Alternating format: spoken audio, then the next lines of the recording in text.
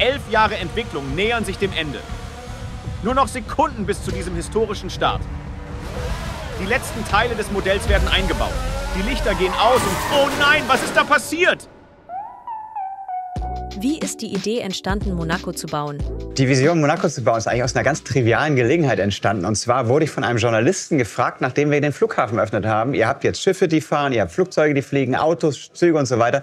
Ihr habt doch jetzt alles. Was kommt nun? Hast du noch einen Traum? Dann habe ich kurz nachgedacht, was ist unmöglich? Ja, ein Formel-1-Rennen mit kleinen Autos, wo keine Batterie reinpasst, keine Elektronik reinpasst, die zum Fahren zu bringen, dass die dann auch noch ein Rennen fahren, das ist unmöglich. Also, ich brauchte eine Antwort. Wie gesagt, das ist meine neue Vision. Und diesen Bericht hat Axel im Fernsehen gesehen dann und hat nachgedacht und kam dann irgendwann zu mir und meinte, Gerrit, deine Vision mit der Formel 1, die ist nicht unmöglich. Ich habe da eine Idee. Und dann haben wir uns hingesetzt und haben überlegt, ist es wirklich eine Lösung, mit diesen Magnetfeldern, so wie er sie sich vorstellt, anzusteuern, tatsächlich diese kleinen Autos zum Fahren zu bringen.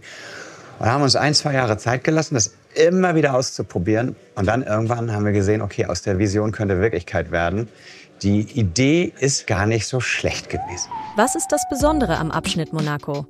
Monaco ist einzigartig. Fast jeder kennt es. Man kennt Monte Carlo, man kennt es aus Filmen, aus diversen Erzählungen, vielleicht auch Träumen und Fantasien. Und es liegt an einem so wunderschönen Ort und es ist eine herausragende Architektur, weil so viele Menschen wollen dahin und wollen auf beengten Raum leben und haben dabei auch noch sehr viel Geld zur Verfügung, um es zu realisieren.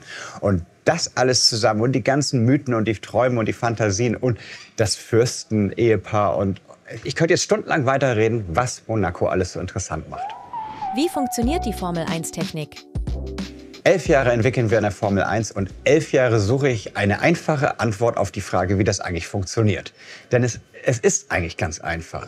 Die Autos werden über Magnetfelder gesteuert. Das heißt, wir haben im Auto Magneten und wir haben in der Straße Magnetfelder, die wir elektromagnetisch erzeugen. Und wenn man diese Magnetfelder pulst, bewegt sich das Auto in eine Richtung. Das ist die ganz einfache Formulierung. Aber 11 Jahre später sind wir erst fertig geworden, das zu perfektionieren. Und dafür brauchen wir mehr als 40 kleine Magneten im Auto, die unterschiedlich gepolt sind. Und wir brauchen Elektroplatinen in der Straße, die ganz engmaschige Leiterbahnen haben, wo ich Ströme durchjagen kann, sage ich es mal so, die Magnetfelder genau so erzeugen, dass es sich harmonisiert mit dem Magnetfeld im Auto und zu einer sehr sanften Bewegung in irgendeine gewünschte Richtung führt.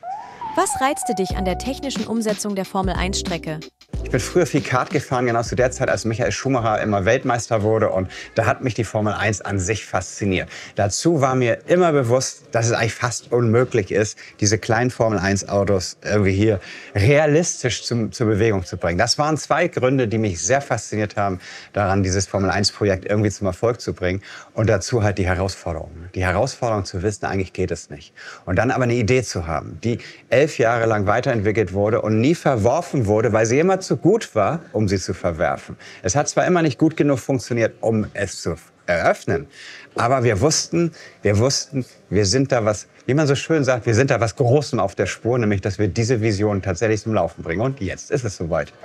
Was war die größte Herausforderung bei der Planung des Abschnitts und der Umsetzung der Formel-1-Technik? Der Monaco-Abschnitt mit der Formel 1 hatte eine ganz besondere Herausforderung im Vergleich zu den anderen Abschnitten. Wir wussten nämlich zu keinem Zeitpunkt, ob es funktioniert.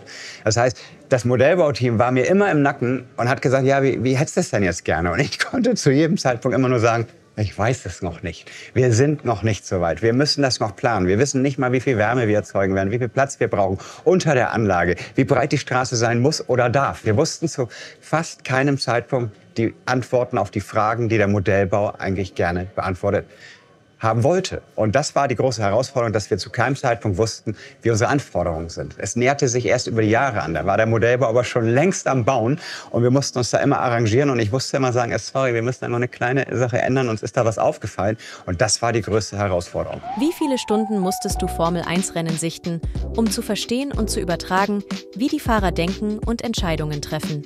Mein Vorteil bei der ganzen Geschichte war, dass ich sehr viel Kart gefahren bin in meinem Leben und auch früher sehr viel Formel 1 geschaut habe. Deswegen war mir zu jedem Zeitpunkt immer klar, wie so ein Rennfahrer funktioniert. Also wie denkt er, wie legt er sich den Gegner zurecht, damit er ihn irgendwann überholen kann, wie beobachtet er den, wie sind die Bremspunkte, Ideallinien und so weiter. Das heißt, ich konnte einfach erst mal loslegen und musste jetzt nicht mich erst mal in dieses Thema reindenken. Ich musste aber irgendwann verstehen, warum können meine Autos in Monaco, wo es gar nicht so leicht ist, mehr überholen als echte Formel-1-Rennfahrer. Und dann war mir nach einer Zeit klar, weil die keine Angst haben. Ich musste der Software also erst mal beibringen, hey, wenn dein Auto gegen ein anderes fährt, dann tut das weh. Und erst daraufhin wurde es realistischer, weil also man kann ja so mutig sein, wie man will. Wenn es schief geht, dann ist es vorbei. Und hier soll es nicht vorbei sein. Hier soll es nicht knallen, weil dann haben die Besucher erst mal eine Zeit lang nichts zu sehen, während wir aufräumen. Ne? Ist in der echten Formel 1 genauso, aber da sitzt man Chips essend auf dem Sofa. Hier stehen die Leute und sagen, wann geht's endlich weiter? Ne? Diese Balance zu finden, die war unheimlich wichtig. Und als ich damit fertig war, dann habe ich mich hingesetzt und doch mal wieder echte Formel 1 Rennen geschaut, um zu überprüfen. Also mein Wissen ist vielleicht ein paar Jahre alt, weil es ist ein bisschen her, dass ich Formel 1 geschaut habe und Kart gefahren bin. Ist das eigentlich noch aktuell? Und habe zum Glück festgestellt, es ist alles noch aktuell. Was ist deine Lieblingsstelle in dem neuen Abschnitt? Ich habe keinen Abschnitt so lange begleitet wie diesen hier, weil der Modellbau war viel schneller als wir. Das heißt, ich habe viele Jahre Zeit gehabt, mir hier jede Ecke anzugucken, während wir auf irgendwas gewartet haben oder die Autos Test gefahren sind. Ich habe hier ungefähr 200.000 Testrunden mit den Autos gedreht. Und dabei über die vielen Jahre sowas wie eine Lieblingsstelle gefunden. Und zwar, wenn man da vorne steht, kann man sich sehr lang machen und kann über die Häuser die ganze Zielgerade sehen. Und wenn dann der Start kommt, das ist mein Lieblingsort.